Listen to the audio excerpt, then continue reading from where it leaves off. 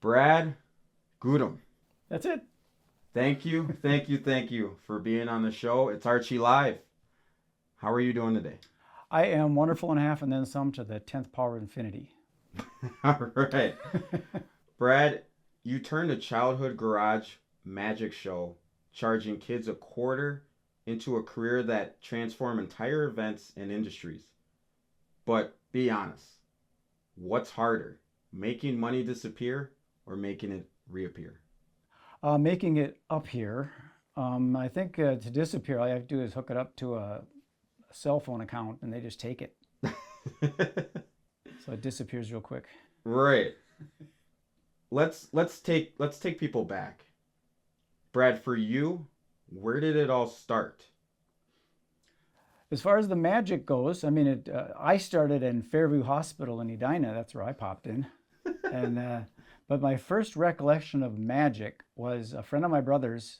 He took a quarter and he made it disappear. I was like 4 years old. He made it disappear and then he pulled it out of the back of my ear.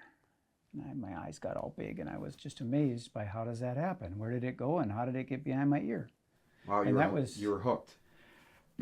Yeah, I've always been fascinated by the possibility of the supposedly impossible. Like I remember when the whole thing with Trump putting up a wall, I thought, don't you realize that David Copperfield walked through the Great Wall of China? You can go around it, up it, over it. So I don't like the word can't because magic, you can do anything, at least make it appear that way. Right. So yeah, that's when I got bit by the magic bug.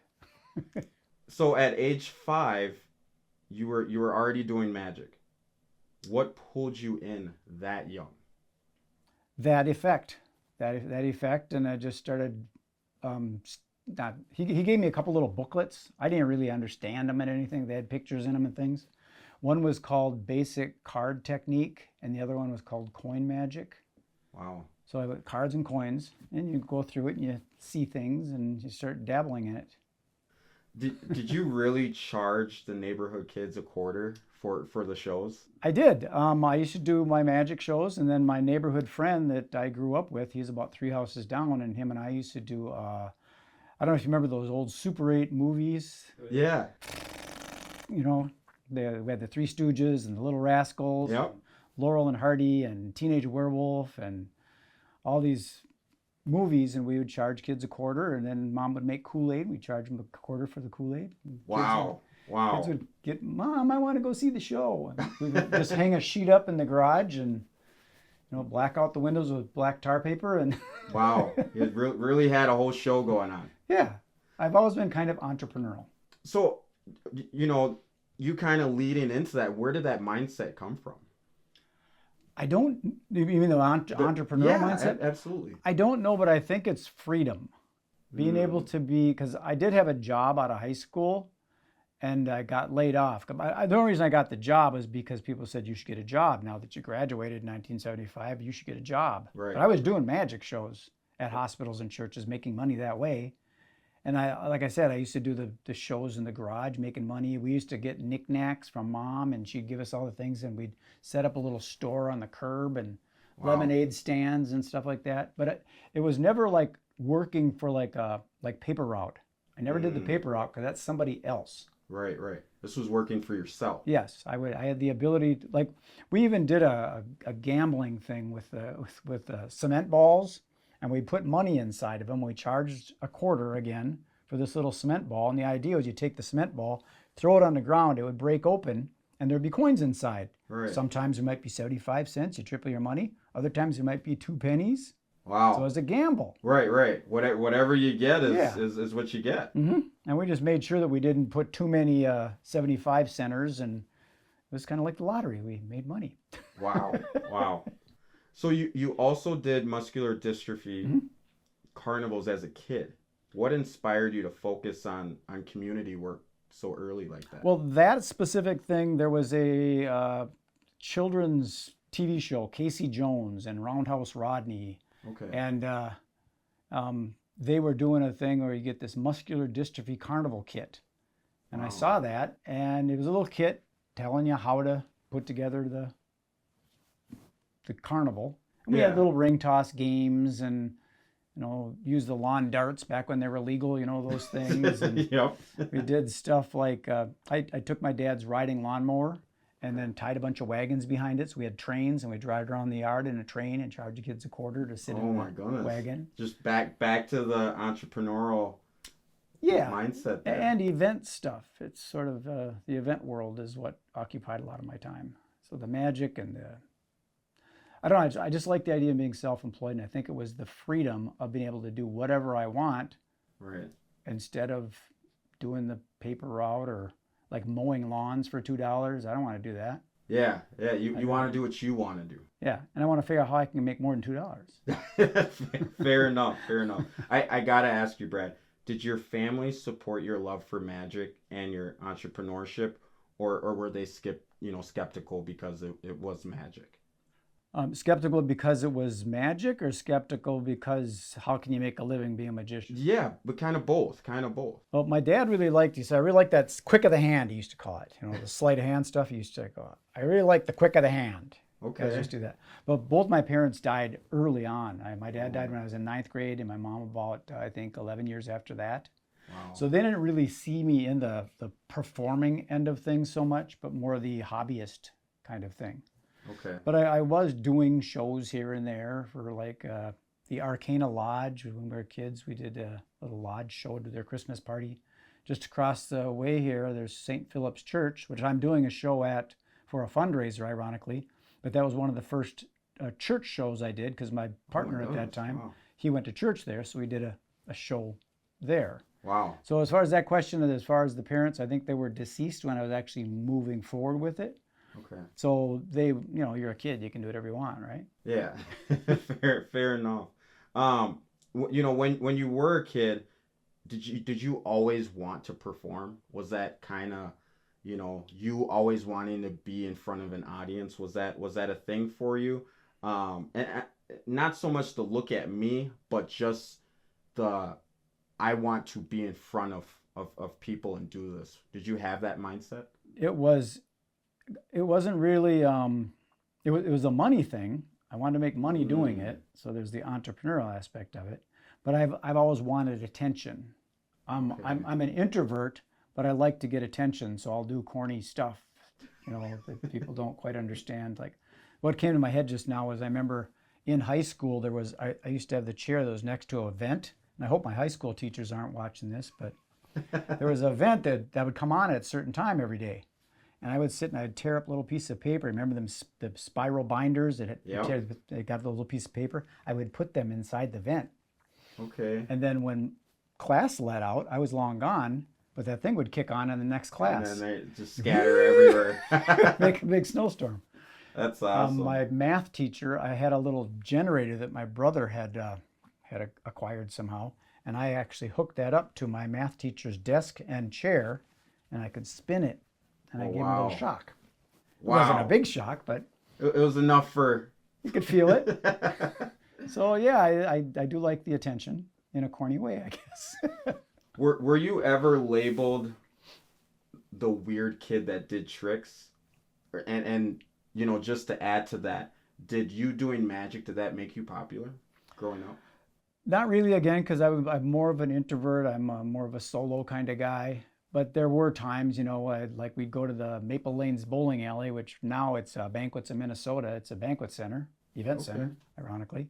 But we would, go bowling, or after like a gymnastics meet or something, we'd go there and have hamburgers, and I would take out the deck of cards and do a couple things. But it wasn't really, I wasn't really the popular guy because of it. Okay, wow. Did you have those moments where people kind of doubted you or said, Brad, what are you doing?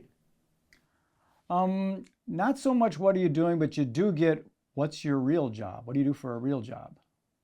And I was doing it full time. It was my thing in the late 70s, 80s, and 90s. That was my job.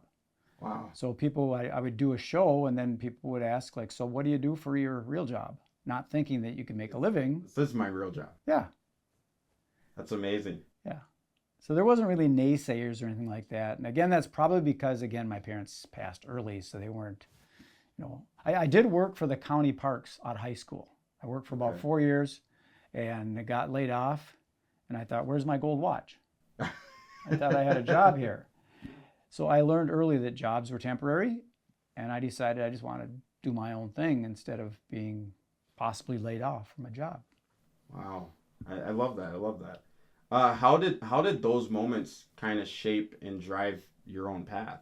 You know, from being laid off, you being an entrepreneur, and just everything that kind of came together. Well, those things, realizing that a job was temporary, because I'm a kid, just got out of school in 1975, and people said you should get a job. I had a neighbor, a school friend, and her dad was a state representative, so he knew about these programs and stuff. So he said, hey, we got this thing at the county, and if you want, you can go work for the county parks, cutting trees and emptying the garbage. And I thought, oh, okay, I'll do a job. So I did the job, but as soon as I got laid off, I thought, my dad was in construction. I was thinking, okay, I got a shirt with my name on it. Right. How can you let me go? I thought I had a job here. So it kind of blew my mind that I was there and now I'm not. Yeah. Wow. And that can be pretty serious if someone says, oh, this is going to be great. We're going to buy a new car, have 2 kids, get in this new house. All of a sudden you don't have a job. What are you going to do? Exactly. I didn't want to be in that position. Wow. What were the early struggles building an Expo from scratch? Okay, you're kind of jumping ahead a little bit. The early struggles was people not believing it. Okay. You got to kind of, I'm going to do this trade show, and I'm going to have all these booths, and then they're going to invite all these people, and Right. people don't believe that. So it wasn't really a struggle, but I had the vision in my mind. And I remember I had a little Mac 512 Macintosh, a little box computer, and there was a computer program called McDraft. Right. I also did some design drafting out of high school. I went and took a course on how to do drafting, so I was doing contract drafting a little bit after high school. So out of high school, I wasn't 100% magician. I was doing contract jobs. Right, right. But I learned how to use that drafting program because of that, and I scaled out the floor plan and made little places for booths and tables. It was over at International Market Square. It's just west of Minneapolis. And I knew the lady that was running the catering department there. I said, I've got this idea to represent all the different event suppliers, the caterers, balloon decorators, staging, lighting, AV, speakers, limousines, charter buses, all that stuff. And then I'm going to invite all these event planners. A lot of them would be corporate, like Medtronic, 3M, General Mills, Pillsbury, Honeywell, Right. International Dairy Queen, Best Buy Corporation. I was going to invite those people to come to this event. And because this lady worked for the catering department, she said, I would love to have those people coming to my venue and seeing my venue, because That's awesome. she'd be able to use those people too. So she believed in my vision, Right. and that's what got me to have the space. The space was comped for me. I didn't have to pay to rent the space. Wow. Wow. And that happened in the 90s? I started in 1991 and ran it to 1998. And I also didn't have to pay for the decor. I had a company come in that did decor. They wanted to showcase themselves in front of the event planners, so they put up all the balloons and all this garland and stuff. Signs. I had very basic signage. It just said Expo with an arrow. Wow. And the sign was done free. The printing for the thing was done for free from Bachman Printing. I don't know if they're still around, but they did a trade out for that. And the only thing I had to pay for was postage to mail out invitations, and then the pipe and drape for the trade show. I had to pay for that, the tables and chairs and stuff. Right. But So everything it seems like everyone kind of supported the idea and kind of helped you. Once they believed in it, because I did go to the guy that started the Home and Garden show. Oh wow, the one local- that currently is Yes, happening. this these was way days. back when him and his brother ran it. And I asked him, what do you think of this trade show idea? He said, I'd get out of it. I would cut and run, never work. Oh my goodness. That's what he told me, but I didn't accept that. Right, right. I said, this will work. I do believe this will work, because I knew where all the event planners were for corporate associations, wedding planners, then fairs, festivals, city celebrations, the whole nonprofit sector, the private parties, and like concerts and stuff like Yep. that. I knew where all those concert promoters and stuff. I knew how to find all those people. Yeah. So all I have to do is invite them and say, hey, if you're ever looking for portable restrooms or mosquito control or fencing or bleachers or magicians or clowns, jugglers, face painters, caricaturists, AV, videographers, the DJs, all that stuff, they come to this event and find it all. This was pre-internet, where now you can just Oh, wow. Google Mexican food truck and you get it. And yeah, it's there. But It's you there. didn't know how to find this stuff back then. There was only one place to find it, and that was at my expo. Wow. So to me, it sounds like there was a real hustle. There was a real networking going on at that point in time. There were people that actually wrote business, and even when the internet started to come in, there were people that they were doing business with them, but they never met them in person. And Wow. when they came to the expo, they met them in person. So yeah, there was a lot of connections, and I'm a DJ, or maybe I'm a mobile bartender, and I want to work with a catering company to kind of work with them to be able to provide the liquor for when you do food and beverage. Wow. Looking back, what was the hardest lesson you learned doing the expo, magic, and just being an entrepreneur in general? The hardest lesson I learned doing the expo. I think when I look back on it, like you said, that it wasn't as hard as I thought it was. Now, when I look back on it, that was actually kind of easy. Interesting. So I think when I look in real time now, it was, I guess, thinking that something is hard, because it really wasn't hard. I mean, I worked out a deal with the Minneapolis Convention Bureau. I joined not a deal with them, but I became a member. Right. So their members were my exhibitors. It was the Mall of America and Britt's Pub and Valley Fair, Canterbury Park, Wow. Blaine National Sports Center, Atrium Catering, D'Amico Catering, Perfect Host Catering, the Mintaho Catering. They're all there. Yeah, and these are big names. Yeah. And then I would invite them, do you want to showcase yourself in front of 1,000 event planners? Wow. And back then, the booth space, tables were $145 and booths were $295. So it was very affordable for them to be able to do something like that. Okay. Brad, let's talk magic. Okay. What's your style of magic? Do you focus on illusions, mentalism, or more event-based experiences? I like comedy magic, where you're entertaining. I'm not trying to trick anybody into thinking that I'm some kind of psychic guru or something like that. Okay. So I will do something that might fall into the mentalism realm, but it'll have comic twists to it and things. I'm not trying to make people think that I can really, float or anything like that. So Yeah. I like doing the close-up magic, the stuff that's like here. Yeah. I never really did the big boxes and the girls and cut them in half and all that stuff. We did have one illusion that cut a girl into 3 pieces called the zigzag illusion. Oh my goodness. So we did do that, but most of it was in a smaller group. But what I like doing now is small groups of 15 to 20, usually like at person's home. That's one of my favorite things to do, just a small group. Okay. Would you mind showing us something right now? I would love to. That's why I've got my little magic wand here. Okay. No, actually, this is from a trip I took. This is from Bali, Indonesia. Wow. It's a very cool design on this magic wand. But I will do something for you with some money, because everybody likes money, Okay. My girlfriend likes credit cards. I'm just kidding. I don't have a girlfriend. I got a wife. She likes credit cards. So I'll do this in a little bit. I'll set this here, but we'll do something with this silver here. So there's 4 pieces of silver. 1, 2, 3, 4 silver dollars. And then this brass coin. This is actually solid gold plated in brass. Oh wow. You're not buying that, are you?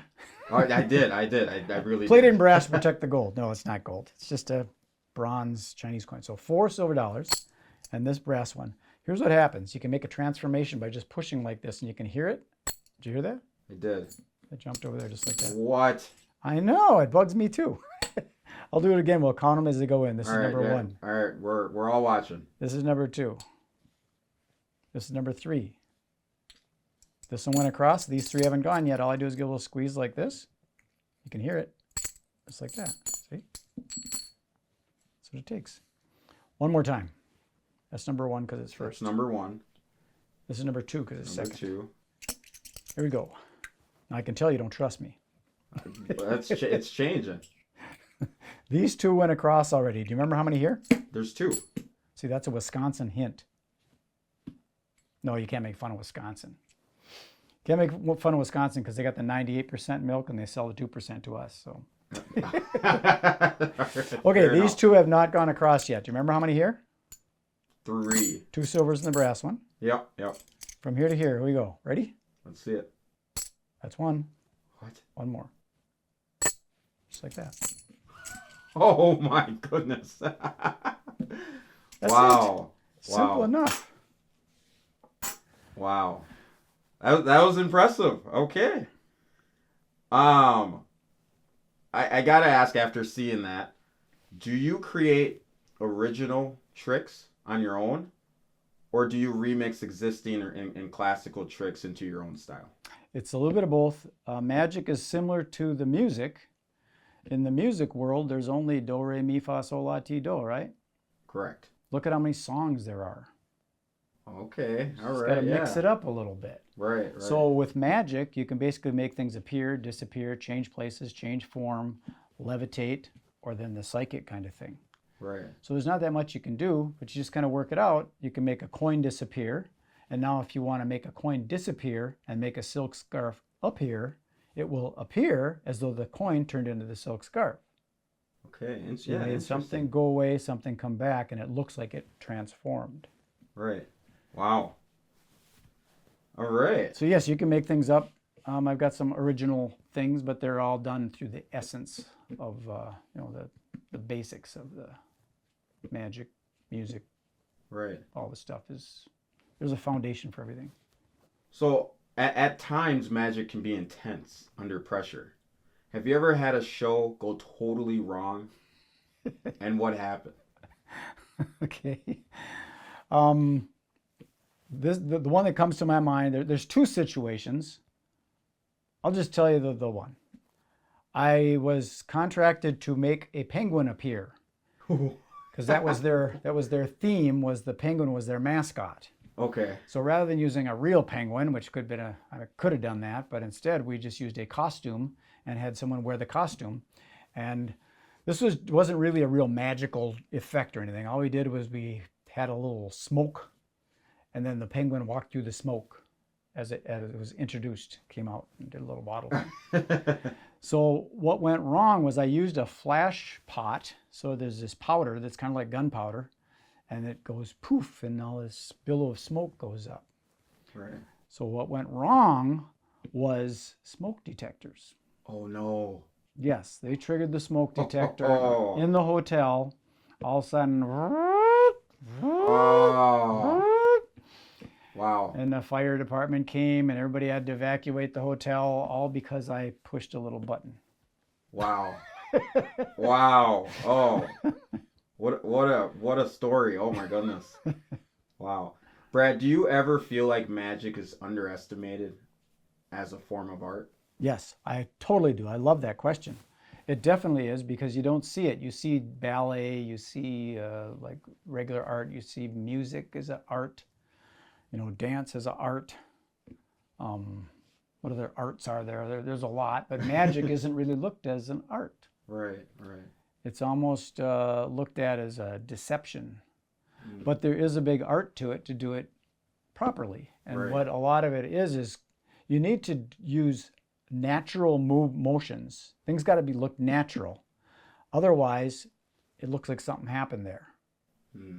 So even if they don't know exactly how it works, like I'll do something and someone will say, I know how that works. Okay, knowing how it works and doing it is a whole different thing. Right. I know how a triple twisting backflip is done, but I can't do it. Right. Yep. So it's important that during the magic that if things are done naturally, so the motions appear naturally, and then the magic looks like it really happened, because all you're really doing, like when I take a coin and I put it into my hand, and it made it look like I naturally really did that, your assumption, because you've seen these natural movements before, assume that the coin is in my hand. And then when I open my hand and show that it's not, you think that it's magic. Right. Yeah. because I just did real motions that you're familiar with because you'd seen it before. But as soon as you start doing stuff like this, that's weird. Yeah, yep. It's not natural. Yeah. And so as far as it being an art, people don't realize how much goes into the psychology of the magic. It's not just, putting the stuff in a little box and waving it over there and then it disappears. You can do that, but if you tell a story about it, how this scarf came from the Crimson Conjurer and he could get out of anything, cages and shackles and handcuffs and bad conversations at a family reunion. And you put it inside this box and you tell the story about it, how it vanished. And the only way it could vanish, no, it's still there. But if you use this magic wand that was carved from the trees in Bali, Indonesia, now you're telling a story and it seems more mystical. So there's an art to that. There's an art to storytelling. Why isn't there an art to magic? Yeah. And there's an art to comedy. Why isn't there an art to magic? So I think there's a big art to it. You don't just perform, you build the experience. Where did that vision come from? I don't quite understand the building of the... Yeah, so when you do magic, you're not just doing it. You're really building out the show. You're really building out, every bit and aspect of what you're doing. Yes. Where did that come from? Well, it's just sort of common sense that everything has a beginning, middle, and an end. So the things start out and you sort of have to lay down the groundwork of what's going to happen. And then you explain that this is what's happening. And then you explain this is what's happened. And that's when you open the box and the thing is gone. Right. So it builds on itself. I sometimes have a hard time with it myself because for me it's just like, I just want to do it. Right, I want to make an impression. And sometimes there's things like that can all of a sudden work. Like, here, maybe I could show you this as an example with these fingers. They'll look like they're about the same size from your point of view this way. Yep. From my point of view, it looks like this one is longer than that one. Isn't that weird? Yeah, that is weird. Okay. Yeah. Interesting. All right. That was just a quick effect, but it still had an effect to it. I could have told a story and drawn it out and talked about, as I was a child, my fingers didn't quite develop the same as most people's, and by some strange reason it did this, and then I quantum leaped through time and space, and now one's longer than the other one. So I could add more embellishment to it. Right. Do you have any more tricks to show us? Sure. I got a couple. I got one that's a classic that I'll save for later, but I wanted to do this one because I do this one a lot, explaining stuff like the event planning industry or anything. You can use magic as a metaphor or a method of communication. So this is done with a piece of dental floss. This isn't really mine. This is actually rental floss. Better laugh now. They ain't gonna get any better. Look, it's mental floss. Okay. Here, this is the illusion. You heard of David Copperfield. He does an illusion. Yes. And there's a difference between the illusion, like you've seen a mirage when you're driving on the highway in the summer, looks like water. That's an illusion. It's not really there. So there's a difference between magic and illusion. So that looked like that broke, right? So it looks like there's two pieces here. And I'll do it again. You can kind of hear that. Maybe if I do it closer to the microphone. Can you hear that? Yeah. Like that? What I'm doing is I crack my knuckle.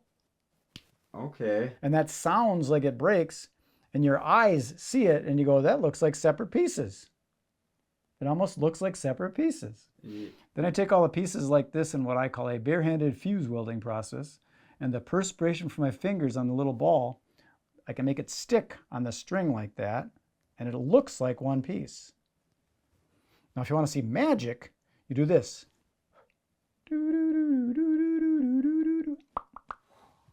Wow.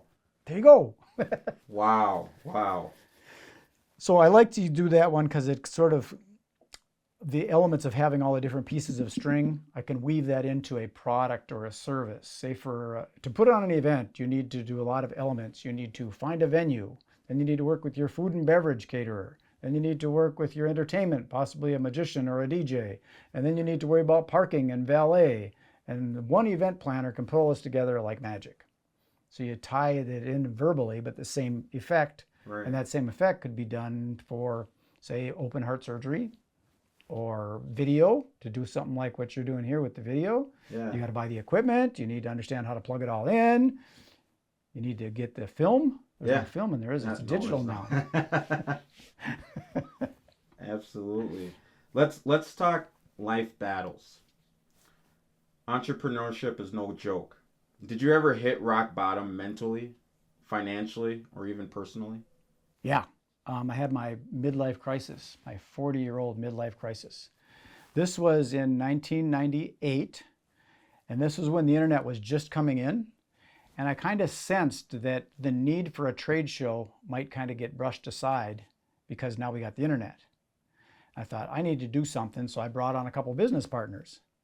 Now that's a mistake because I brought on 2 business partners, including myself. That was a 3-legged stool. Do you have kids? I do. So you know that some go, Mom said I could, Dad said I could. Absolutely. They play you. Right. That's what this one guy did to me. He would tell her that I said this and tell me that she said that. And then he was pulling a little bit of money out of the bank account too. Oh, wow. And when that happened, it all fell apart. And that was in 1998. And I ended up going bankrupt with all that stuff. And I remember this is when I had a big aha moment. I was in my office all by myself because they just took off. Wow. I'm stuck there with all the bills and yeah. And I remember there was a woman, Leslie Frisbee. She had Frisbee Fit, and she did fitness training stuff way back in the late 90s. Okay. And she said, "Are you going to keep this place open or what, Brad?" I said, I don't know. I'm going to try. But she goes, "I need to know." I said, I'd like to know too. I started getting frustrated because she was kind of pressuring me. Right. And finally, I just slammed my hand on the table. I said, "Forget it. I quit." As soon as I did that, they opened up the door and served me papers. Wow. The guy was seconds away after I did that. So I'm sitting there by myself. I got my hands, my face in my hands. I'm thinking, what the hell am I going to do? And then all of a sudden I had this like God message. And I realized God, and then me, little me, and this all that is universe creator. The bridge.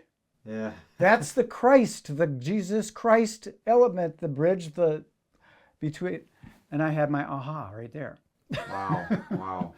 So it happened to where I was at my lowest and then my highest, and I basically just shut everything down and said, I'm going out to California, and I spent a couple of years out there working on a martial arts project.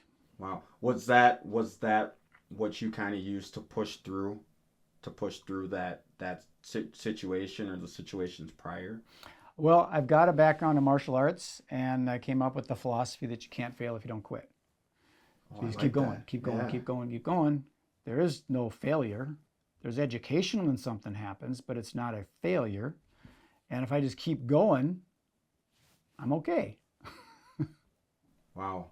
So a lot of entrepreneurs, they burn out chasing success. How do you keep your balance now? Vision. Having some kind of vision. Right now, I'm having a hard time because my vision, I'm thinking, like I'm 68, and it's kind of like, it's the why. Why am I doing this stuff? You know, I don't need the money. I've got some retirement savings and Social Security. I'm 68. But why should I do the next thing? Right. I think, why should I put this thing together?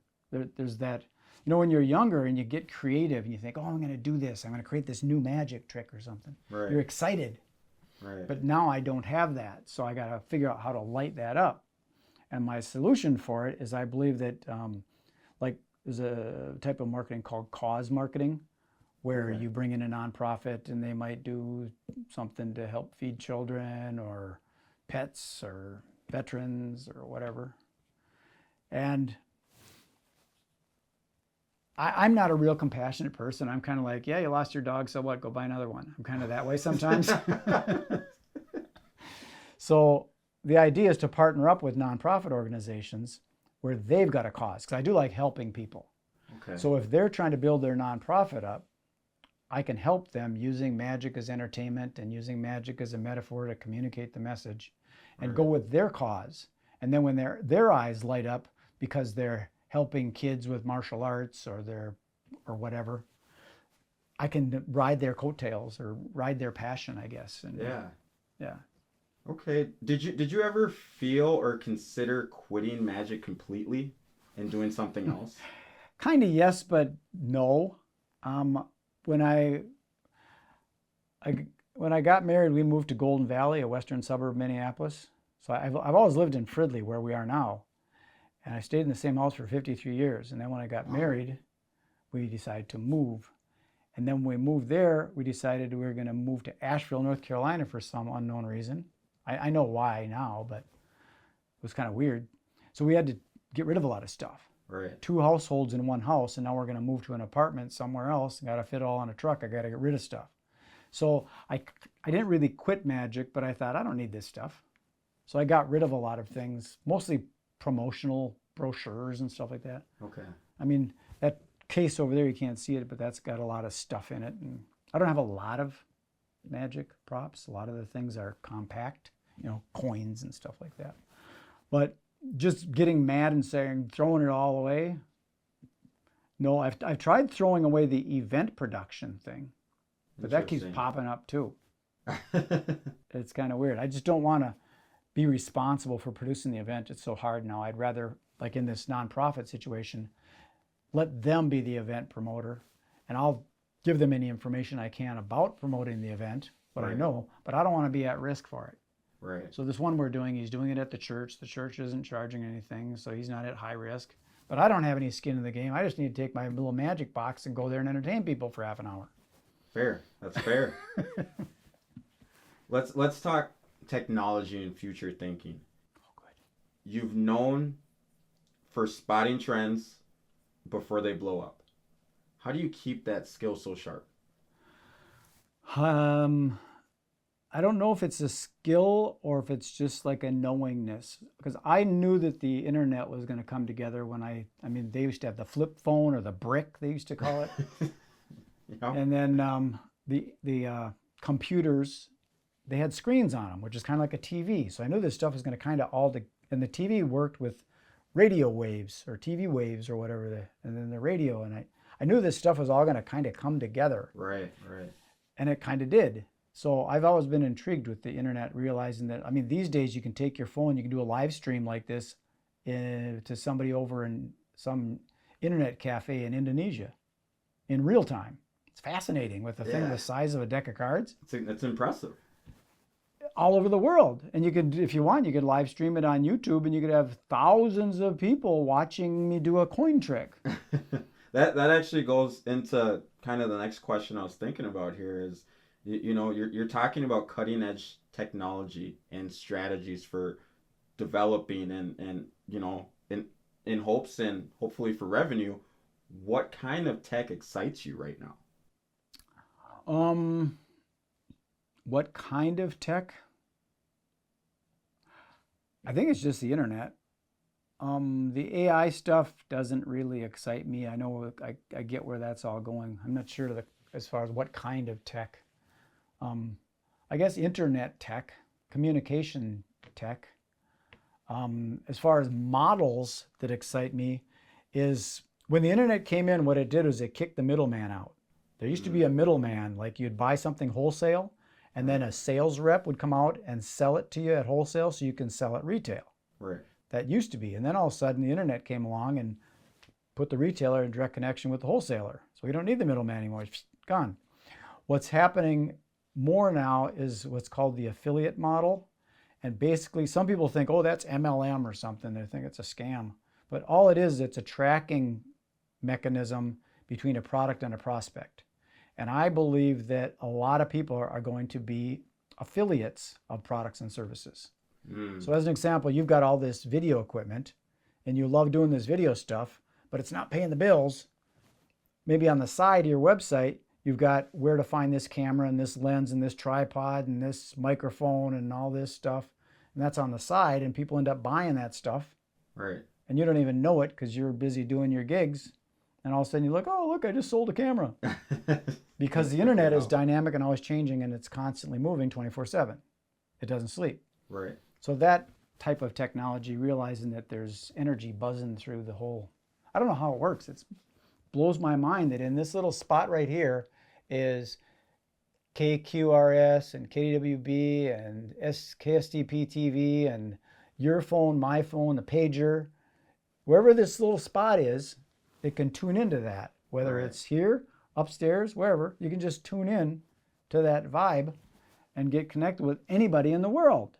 That's impressive. It blows my mind. It is. It is. So, Brad, how has social media and online branding changed your approach compared to when you started years ago? Well, years ago there was no social media, so how did it change it? I think that social media and all this stuff is just a big illusion. People think that I've got 100,000 followers, so I'm somebody. They're not really following you. They're just swiping. And Right. oh, it's interesting. Then they'll watch it for a little while. They might say that they're fans, but are they? Mm.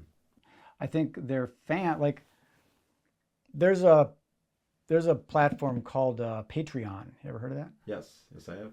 And the woman that made it kind of famous was Amanda Palmer. She was a busker, a street busker, playing guitar on the sidewalk, and you throw dollars into her guitar case. And then she figured this thing out. So now she puts a little tripod up and she does her thing at the coffee shop, and it's broadcast out to thousands of people. And she says, I'm here in Austin, Texas. I want you to come over. If anybody's going to be in Denver, make sure you stop by and see me. I'm going to be at Sunlight Cafe playing there at 6 o'clock. So make sure you show up. Then she goes to Denver, and there's a crowd waiting for her. Yeah. And they're giving her money from all over the world because they like her music.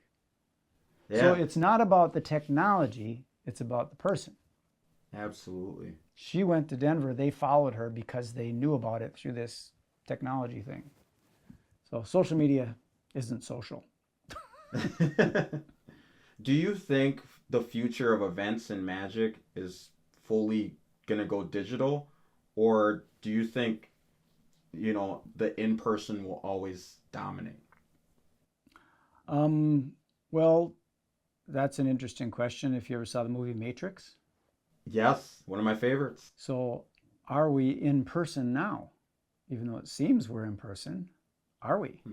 Or are we just bits? Are we in the Matrix? Yeah. Or the red pill or the blue pill. So, but I think that humans say what we believe. We believe that there's a God, and we believe that God made all these humans, and now these humans want to interact. Okay, we're living in that world. I think they're going to always want to do that. There's always that attraction. I mean, you go to a stop sign, you're at a red light, and you glance over to the person next to you and they happen to be staring at you. It's like, why are you staring at me? It's because they want to connect. That's fair. Okay, yeah. So I think that people always want to connect, and there will be this digital stuff, and you see it on the internet. And how did he do that? Well, it was kind of a camera trick, or it was a camera angle. Mm. And that's how they did the magic. But could you do that here? Only to a pirate. So. That's fair. Brad, you call yourself semi-retired, but you're still doing projects. What are you working on right now? Well, first I'll address the retired. I don't want to retire because that's what retired is. Oh, jeez. So that's why I'm semi-retired. I know I might die someday, but I'm still working. I just keep on doing stuff. So what am I working on right now? There's a little bit of this idea of doing my magic for nonprofits, for a cause, and it helps the nonprofit, but the nonprofit, they're doing fundraisers to raise money, so they don't want to spend money, they want to make money. Right. So then tying it in with sponsorship, which might be businesses that want to make money, so they're willing to invest money into marketing. So if they invest money and sponsor this event, we can help them get exposure with this audience, especially if it's like, say the business is a veteran-owned construction company, and it's multiple generations of people that have been through the military. So they got it here, the military stuff. And then this nonprofit is a nonprofit raising funds for veterans. Okay. There's an automatic commonality there.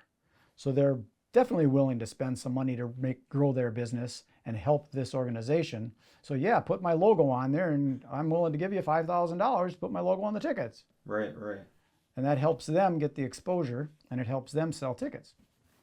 Okay. No. So there's that, and then the other thing that I wanted to mention is, again, that affiliate model. Right. The affiliate model to me is fascinating in that people will overcomplicate it, but the middleman, remember the Star Wars scene where they're all in the bar? Yeah. All the aliens and stuff in there. There's a band playing. Did they spend money, or did they have like Bitcoin and they got the drinks through Bitcoin? But how did those aliens get to that bar? Right. What if it was me that told Chewbacca, yeah, you got to stop down to Bob's bar and try their margaritas. They're great. And he goes in there and he says, I'd like a margarita. I'm using this card that Magic Brad gave me. I want a discount on my margarita. And then I look at my bank account and I got an extra little chip in there because Chewy went and bought it. Yeah. So I believe that that's going to be a new way of earning an income by referring stuff. And it doesn't have to be complicated where you need to know technology. Right. It's just like if you can refer a pizza place or a movie and you have a QR code or a tracking device that said it was because of me that person is in there watching that movie. So give me half the money for the popcorn. Brad, are you mentoring younger magicians right now or entrepreneurs? Yes, I got a couple magicians. It's these kids. I haven't really been real active with them, but this one kid is amazing. He's got to be like 10. And you know the whole ADD thing where they can't stay focused? Yeah. I'm showing him this thing with the ring and the string, and he's getting it, but he's watching something over there as he's doing it. As he's doing it. It blew my mind because it was a hard move that I was showing him, and he got it, and he was doing it, and he's watching somebody doing something totally not related. Wow. And so then there's the guy that we're doing this thing on August 29th. It's Delta Chi Martial Arts.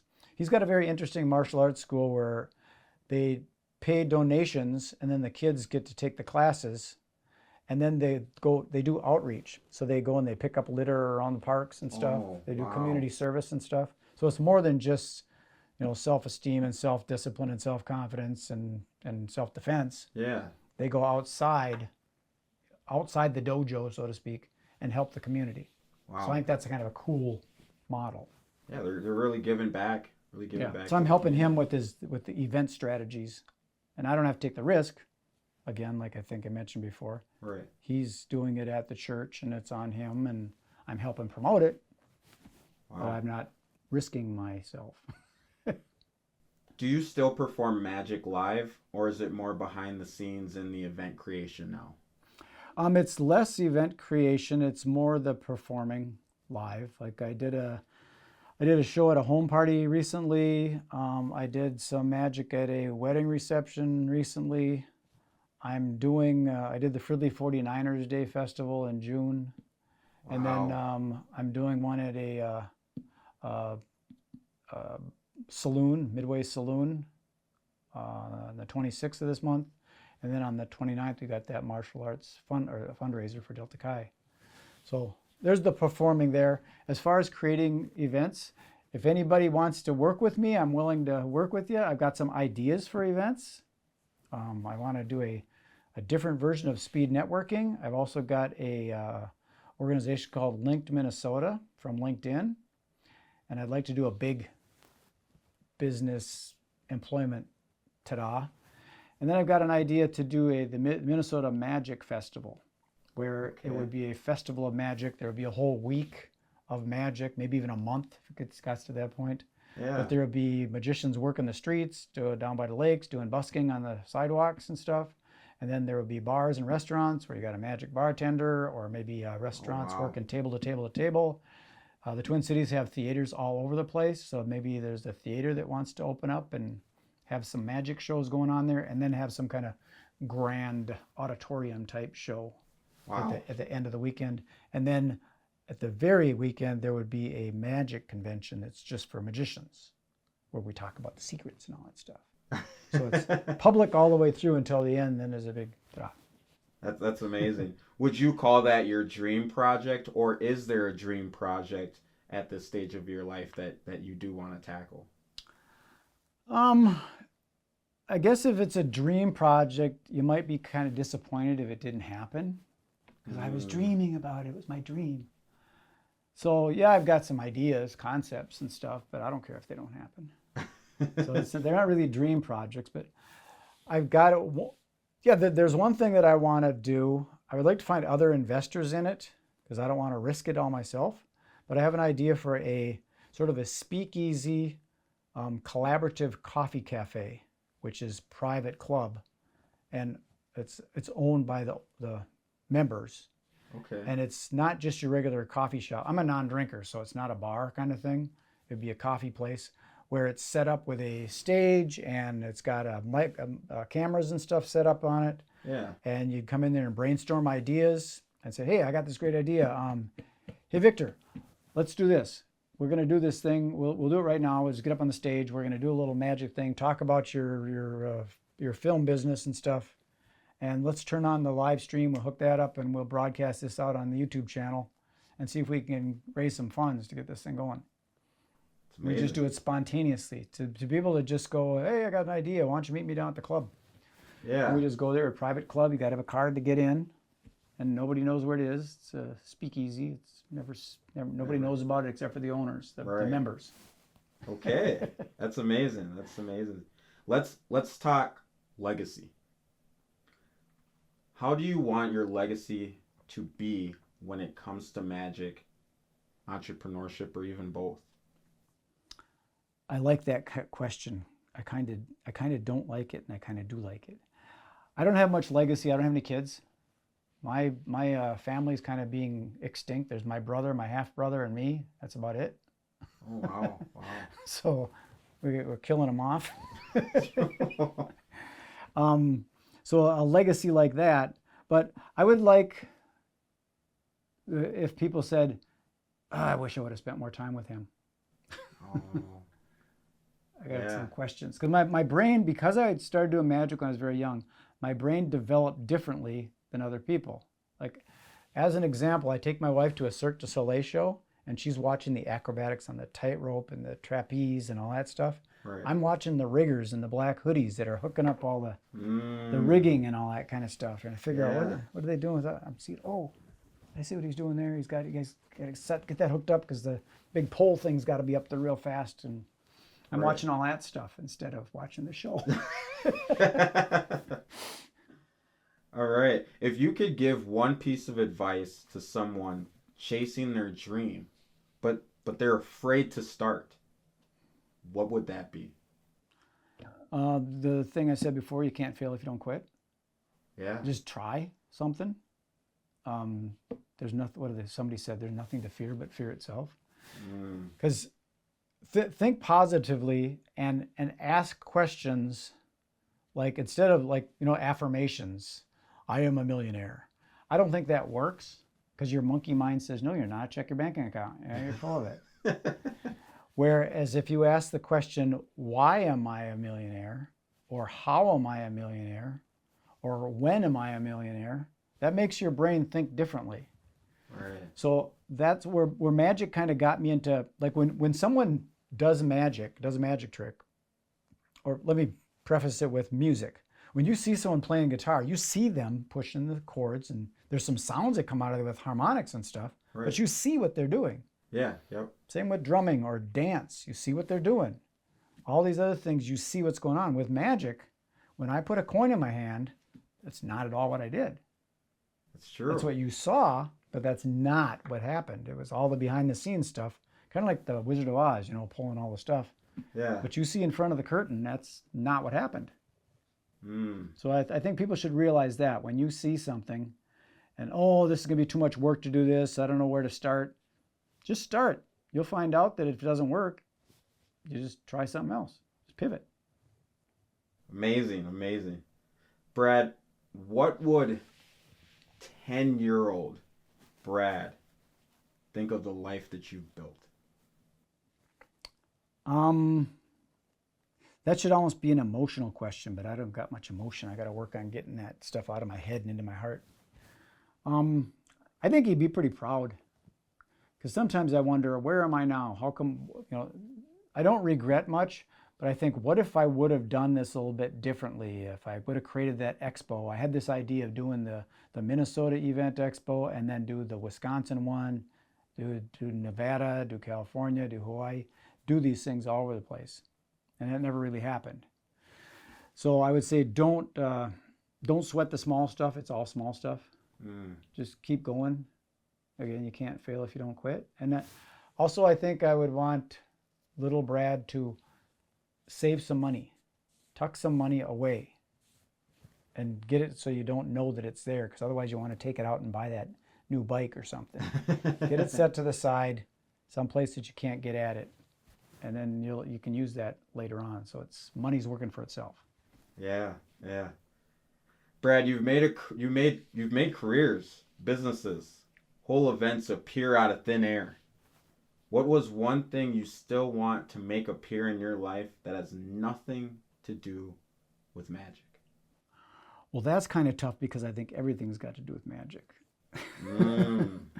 But we'll say magic, sleight of hand and stuff.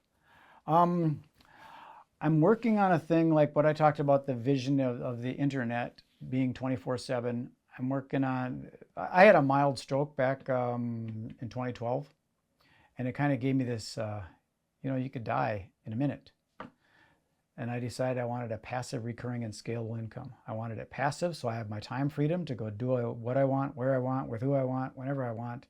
I wanted it recurring because I knew there's going to be bills that came in every month. Right. The clock ticking, and it does a little sweep, and it goes back again and again and again. I want it recurring because that's what happens. And then scalable, I know, because all of a sudden something's going to happen. We got to fix the garage, or I got to buy a new car, or I want to take my wife to Bali. I want to turn it up. I want to be able to scale it up. Right. I'm not greedy and gluttonous. I don't need millions, but I want to be able to adjust it, adjust the scales on it. So passive, recurring, and scalable. That's what I would like to pull together, and that's not magic. Might be magical. That's awesome. You said you had one last trick for us. I do. You ready for that? We are ready. Okay, this is a classic in magic. It's some people think it's like one of the oldest trick in the book. They've seen supposedly on the walls in Egypt, they got the hieroglyphics and all that kind of stuff. And that's because they're up high. The lower graphics, they're on the lower part of the wall, the lower. The lower graphics. That's just a joke. I'm just joking. Okay, no. This is a little illusion with some solid gold cups. Okay. They're not really gold. I'm just kidding. It's bronze. Now, the thing that's interesting about it is this one's smaller than this one, so it fits you this one, and this one fits you that one, which is no big deal, but it looks good. Okay. Solid just like that. Along with that, I've got these 1, 2, 3 little red balls, and I got little knit sweaters on them. You can see a little sweater on there because I live in Minnesota. It gets kind of cold up here. Here's what's going to happen. I'm going to take each ball just like this. I'm going to put it into my lap. It's going to jump from my lap under the cup just like that. Okay? Wow. So this is ball number 1. Okay. Ball number 1. This is ball number 2. This is ball number 3. All it takes is this little tap, tap, tap. And if all works out right, they reappear into the cups just like that. No way. Yes, they did. It worked. It worked. We'll try it again. That's 1. That's 2. That's 3. That's 1. That's 2. That's 3. This time, instead of on top, we're going to go under the cups. So that's number 1. That's number 2. That's number 3, just like that. All it takes is a snap just like that. These go away. What? And they jump under there just like that. 1, 2, 3. Oh my goodness. Isn't that weird?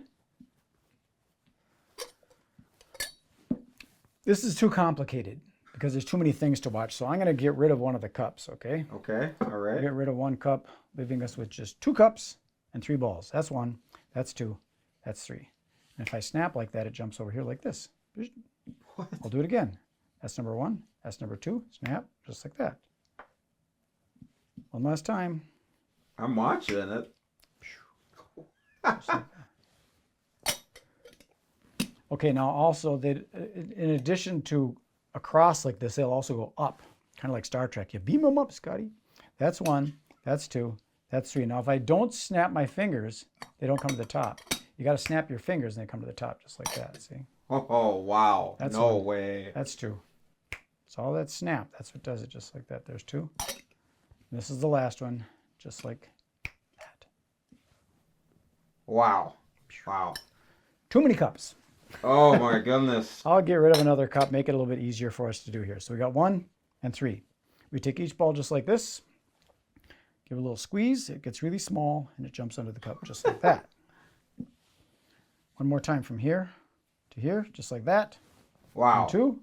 We'll do it in slow motion. We take the ball. Okay, that's just a joke. That's what I was waiting for. Slow too. motion. I was waiting for it. A little faster, and now faster in speed of light, just like that. Wow. That's 1. That's 2. That's 3. Okay, now we're going to start over and give you a second chance to catch me. Okay. Not supposed to repeat the trick, but I'm going to do it because I'm going to explain what's going on here. That's the least I could do. So we had 3 balls, 3 cups, just like that. Now what I did is I took the first ball just like this.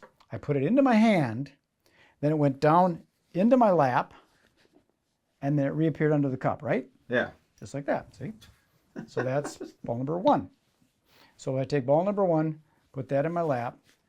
There should be 1 ball under cup number 1. Same thing with ball number 2. Goes from here to there, goes into my lap, and it jumps under there just like that. That's number 2. So if I take number 3 and number 2 into the lap, 3 and 2 and 1, snap, snap. I better use the wand for this. Make sure it's there. That's what does it. They come back, but they're 8 months pregnant. That's 1, that's 2, that's 3. No way. Oh, man. Wow. That's it. Wow. All right, Brad, where can people find you, book you, and partner with you? The easiest way to find me is just Google the keyword Magic Brad. That separates me from the Brians and the Brents and the Brandons and the other Brads. There's only one Magic Brad, and I have that domain. And just Google that, and you'll find the good, the Brad, and the ugly. Brad, thank you for interviewing today. Well, thank you. Peace.